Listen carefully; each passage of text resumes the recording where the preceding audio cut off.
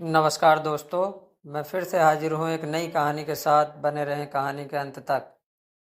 जंगल की मज़ेदार कहानी, गोलू की चतुराई। नंदनवन की घनी झाड़ियों में चंपा नाम की एक चूहिया रहती थी। जितना सुंदर नाम उतनी ही सुंदर खुद भी थी। उसके एक बच्चा था, गोलू। बड़ा शरारती और नटखट।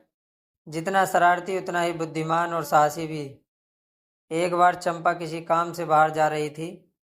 जाते समय गोलू से कह गई, घर पर ही रहना और घर का ध्यान रखना। आजकल बिल्ली मौसियों ने बहुत आतंक मचा रखा है, इसीलिए जब तक मैं नहीं आती घर से बाहर मत जाना। चंपा के जाने पर कुछ देर तक गोलू घर पर रहा, किंतु काफी देर होने पर वह घर में बैठे बैठे बोर हो गया। तो सोचा थोड़ी देर बाहर खेल लिया जाए। उसे अपनी माँ की हिदायत अच्छी तरह से याद थी, इसीलिए वह अपने घर के आसपास ही खेल रहा था। लेकिन खेलते खेलते वह कब पास की पहाड़ी पर पहुंच गया, उसे मालूम तब चला जब अंधेरा होने लगा। तभी उसे बिल्ली मौसी का ख्याल आया, तो वह और भी डर गया। वह सोचने लगा, अभी कोई बिल्ली आएगी और उसे खा जाएगी।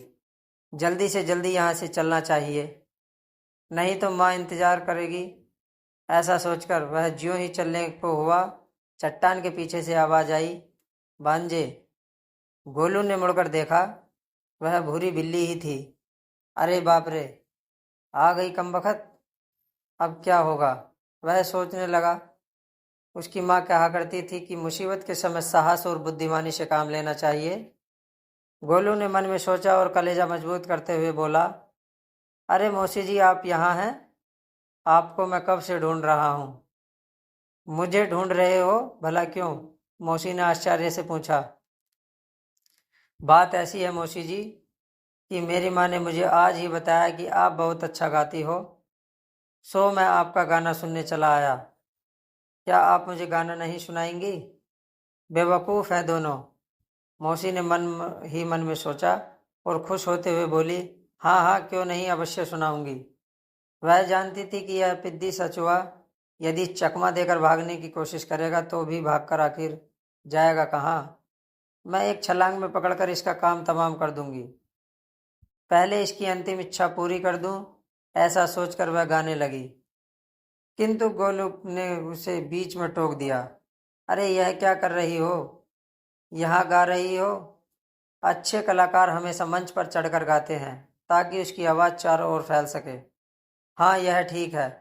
कहते हुए मौसी चट्टान पर चढ़कर पालथी लगाकर अपनी चिर परिचित शैली में गाने लगी। गाना खत्म होते ही गोलू ने जोरदार तालियां बजाई और कहा, वाह बिल्ली मौसी वाह, क्या कंठ है आपका। अपनी तारीफ सुनकर बिल्ली फूली नहीं समाई। मौसी, सुना है आप प्रभु के भजन की बहुत अच्छा गाती हैं। गोलू बोला, हाँ हाँ, क्यों नहीं, मैं तो रोज सुबह उठकर प्रभु के भजन करती हूँ। आस पड़ोस वाले सत्संग समारोह में मुझे बुलाते हैं। सुनाओ ना। बिल्ली मौसी फिर से एक भजन। मैं आपके मधुर कंठ से प्रभु के भजन सुनकर कुछ देर प्रभु की भक्ति में लीन हो जाना चाहता हूँ। बिल्ली ने सोचा, इसकी यह अंतिम इच्छा भी पूरी कर ही देती हूँ, और वह भजन सुनाने लगी। प्रभु मेरे अवगुण चित न धरो। बिल्ली का भजन शुरू होते ही गोलू ने आंखें बंद कर ली। क्या मेरा भजन इतना घटिया है जो तुम्हें नींद आने लगी? बिल्ली बोली। नहीं मौसी, ये बात नहीं है। दरअसल आप तो जानती ही हैं कि प्रभु के भजन हमेशा आंख बंद करके ही सुनने चाहिए।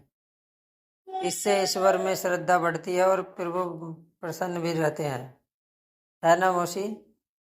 गोलू बोला। हाँ हाँ गोलू, हाँ, मैं तो भूल ही गई। दरअसल मैं भी जब सुबह सुबह भजन गाती हूँ तो आंखें बंद करके ही गाती हूँ।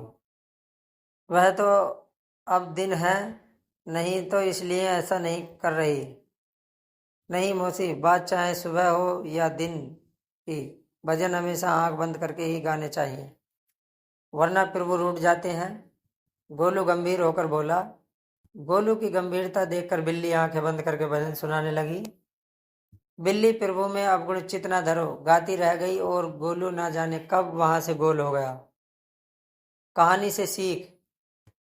इस कहानी से हमें यह सीख मिलती है कि बुद्धिमत्ता और साहस से बड़ी बड़ी समस्याओं को हल किया जा सकता है।